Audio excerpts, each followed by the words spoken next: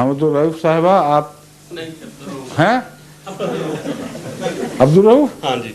ये तो अहमदुर रऊफ पढ़ गए थे शायद। नहीं जी, गलती लग गई उनको। अच्छा, इनको देख के गलती लग गई। बड़ी भारी गलती लगी है। तुम आइए जी। हुजूर अस्सलाम वालेकुम। अच्छा, मेरा ये सवाल है कि सूरत यूनुस में अल्लाह ताला फरमाते हैं 101 नंबर में, जिसका तर्जुमा ये है, और अल्लाह ताला के दिए हुए इज़्न के सिवा किसी तौर पर ईमान लाना किसी शख्स के इख्तियार में नहीं है। इसमें हम इज़्न का क्या मतलब लेंगे? अब पढ़े तो असल आयत कोई और पढ़ दिया आपके? ये है मेरे पास, वमाकाना लिनफ्सिन इन तुमिना मैं इसीलिए कहा था कि आपकी ये कोई और ही पढ़ दे तो अच्छा है। अच्छा ठीक है। हाँ, हमारे यहाँ है नहीं कोई मुरब्बी वगैरह। आप माजिद साहब आप पढ़े। वमाकाना लिनफ्सिन अन तुमिना इल्ला बिइज़्निल्लाह व यजअलुर रिज़्क़ अलल्लज़ीना ला यअक़िलून। दो तीन आयतें ऊपर नीचे भी पढ़े ना, ताकि मज़मून का मौका समझ आ जाए। एक ही लिखे काने के आप कहाँ से निकालें, कुरान क्यों निकालें? आपका जो सवाल है उसका तो वाज़ेह जवाब मुख्तसर है, उसके लिए नहीं मैं जांच कर रहा, लेकिन कुरान करीम की बाद आयात को असल मफ़हूम देखना चाहिए कि सियाक़ व सबाक़ में क्या है। अल्लाह ताला उस मौके पर क्यों एक ख़ास मज़मून बयान फरमा रहा है, इसलिए मैं उसकी पहली और दूसरी आयत देखना चाहता हूँ। जहाँ तक इज़्न का ताल्लुक़ है, इज़्न में इजाज़त का मफ़हूम भी दाखिल होता है, और ये जो हज़रत मुहम्मद सल्लल्लाहु अलैहि वसल्लम के शय पता भी नहीं हिलता बग़ैर उसके रज़ा के, ये हज़रत मुहम्मद सल्लल्लाहु अलैहि वसल्लम का है या हज़रत मुस्लिम मौद का है? पता भी नहीं हिलता बग़ैर उसकी रज़ा के। इज़्न में रज़ा के माने भी हैं, अल्लाह के इज़्न के बगैर कुछ भी नहीं होता। तो यहाँ इज़्न का मफ़हूम बहुत ही वसी है इन मानों में कि खुदा ने ही सब कुछ पैदा किया, खुदा ने कायनात बनाई, उसके कवानीन बनाए, और वो सारे कवानीन उसके हुक्म के ताबे चल रहे हैं। बस उन कवानीन के ताबे जिसको जो इजाज़त हो वही करता है। लेकिन यहाँ वो माने नहीं है कि खुदा ताला ज़बरदस्ती किसी के दिल में ईमान इज़्न के ज़रिए डालता है, या जो काफिर होते हैं वो इसलिए होते हैं कि खुदा ने उनको इज़्न नहीं दिया था। ये माने इसलिए गलत हैं कि कुरान करीम की दूसरी आयत वाज़े तौर पर इनके बरक्स मज़मून बयान कर रही हैं। इसलिए इज़्न का माना इजाज़त और मौका महल के मुताबिक कुछ और माने करना हर इंसान के अपने इख्तियार में नहीं, बल्कि कुरान के हवाले और उसकी तायीद ही से मानो की इजाज़त है, वरना नहीं। जहाँ तक दूसरे पहलुओं का ताल्लुक़ है, उसमें कुरान करीम में एक बात तो खूब खोल दी है कि किसी पर जबर नहीं है, ला इकराह फिद्दीन, दीन में कतन कोई जबर नहीं। अब उसके बाद इज़्न का माना वो किया जाए कि हुक्म के बगैर कोई मानता नहीं, तो ये तज़ाद पैदा हो जाएगा, और जबर के बगैर दीन का खुद ब खुद अपनी मर्जी से मानना या इनकार करना। उसके अगले हिस्से में है फमन शाह फल योमिन वमन शाह फल यकफुर, जो चाहता है वो ईमान लाए, जो चाहता है इनकार कर दे।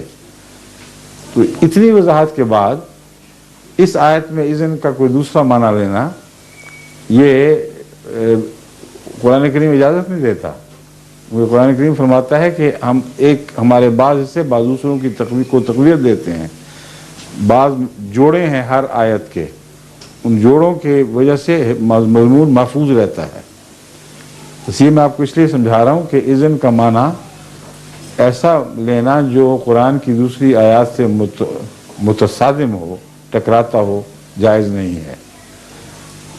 बस इज़्न वहाँ इन मानों में इस्तेमाल होगा कि इंसान की ज़िंदगी इंसान के हाथ में है, खुदा के हाथ में है, उसके इरादे किसी हद तक उसके हाथ में हैं, लेकिन ज़िंदगी का पता कोई नहीं किस वक्त ख़त्म हो जाए।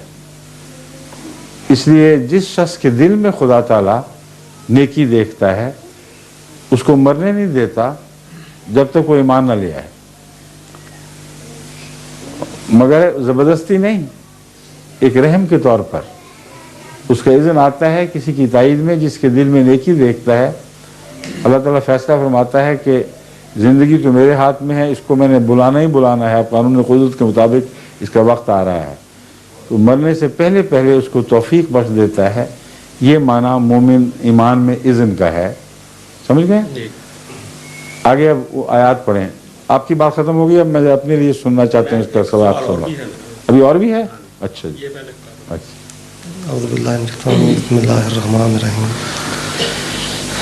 ان الذین حقت علیہم کلمۃ ربک لا یؤمنون ولو جاءتهم کل آیۃ حتی یروا العذاب العلیم ولو کانت قریۃ آمنت فنفعها ایمانها الا قوم یونس لما آمنوا کشفنا عنہم عذاب الخزی فی الحیات الدنیا۔ ٹھیک ہے، درشر ہو گئی ہے۔ اچھا بشور نے آپ پڑھ لیں ہم سب۔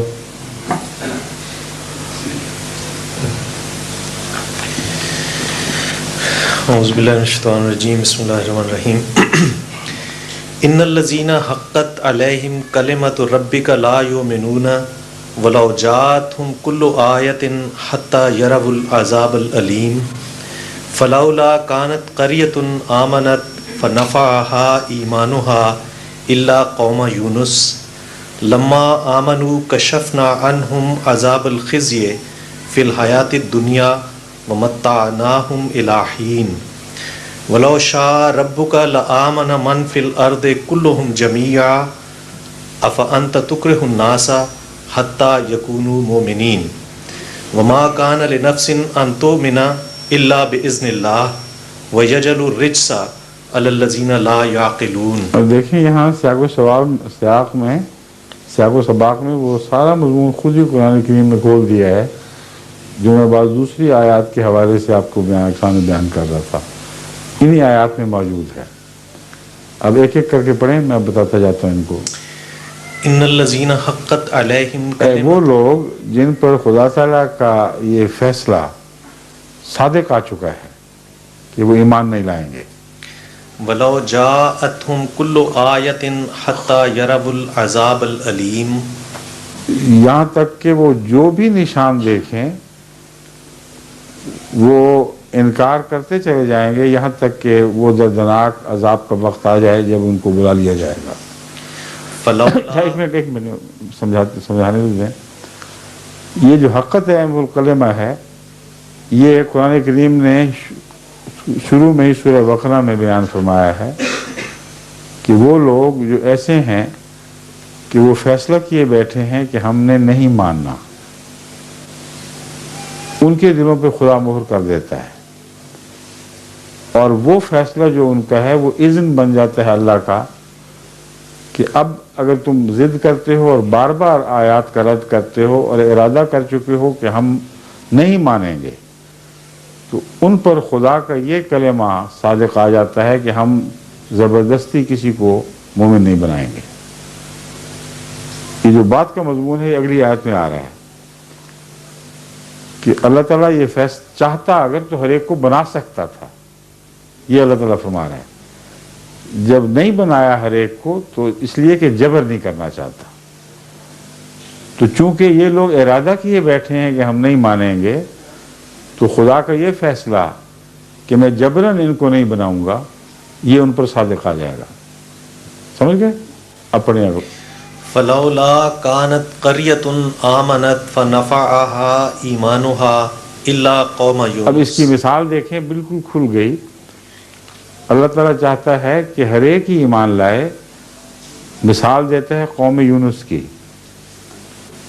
کہ قوم یونس کی طرح کیوں نہیں ہو جاتے باقی لوگ بھی، کہ وہ ایمان لے آئے تھے تو ان کے متعلق خدا کی طرف سے جو عذاب کا قطعی فیصلہ تھا وہ بھی ٹال دیا گیا، اور پھر ان کو کافی دیر اس سے ایمان کی حالت سے استفادے کی توفیق ملی۔ تو اللہ تعالیٰ تو چاہتا ہے کہ ہر ایک ہو، مگر جو خود فیصلہ کرتے ہیں ان کو اذن دیتا ہے کہ ہو جاؤ، یہاں اجازت ہے مراد، یا اس کی تقدیر ان کی مدد کرتی ہے۔ یونس کی مثال، حضرت یونس کی قوم کی مثال دیکھ لیں، جب وہ خود مانے تو باوجود اس کے کہ حضرت یونس کو اللہ تعالیٰ نے واضح طور پر فرما دیا تھا کہ ان کے عذاب کا وقت آ پہنچا ہے، اور پھر بھی خدا نے ٹال دیا، کیونکہ خدا ایمان کے چاہنے کے متعلق اتنا زیادہ بندوں کی خیر چاہتا ہے کہ وہ سوائے اس کے کہ زبردستی نہیں کرتا، ہر موقع دیتا ہے کہ وہ ایمان لے آئیں۔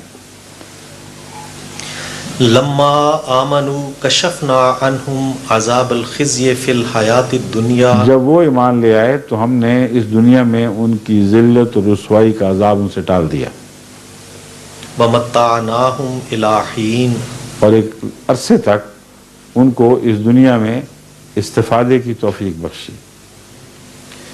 ولو شاء ربک لآمن من فی الارض کلہم جمیعا، اب دیکھیں جہاں تک اللہ کی ذات کا تعلق ہے، اگر اللہ چاہتا تو زمین میں جتنی بھی چیزیں ہیں، جو کچھ بھی بستا ہے، وہ تمام تر ایمان لے آتے۔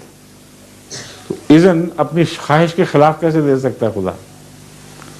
اس لیے جو کافر ہوئے ہیں وہ خدا کے اذن کی وجہ سے نہیں ہوئے ہیں۔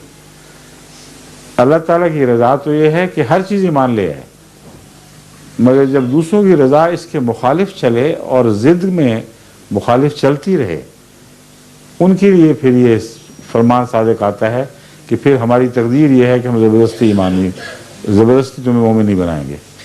افانت تکرہ الناس حتی یکونوا مومنین، رسول اللہ صلی اللہ علیہ وآلہ وسلم کو مخاطب کرتے اللہ فرماتا ہے کہ تیرے بھی تو وہی ڈھنگ ہیں جو تو نے مجھ سے سیکھے ہیں،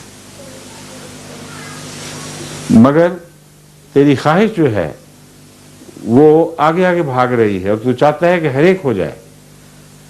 تو جب خدا نہیں چاہتا کہ زبردستی ہو تو کیا تو چاہے گا کہ زبردستی کر دے گا؟ افانت تکرہ الناس، کیا تو لوگوں کو زبردستی بنا سکتا ہے؟ یہ خدا کی تقدیر کے خلاف بات ہے۔ جب خدا نے چاہا کہ نہیں ہوگا زبردستی تو اے رسول تو اپنی تمام تر خواہش کے باوجود زبردستی ان کے دلوں میں ایمان نہیں ڈال سکے گا۔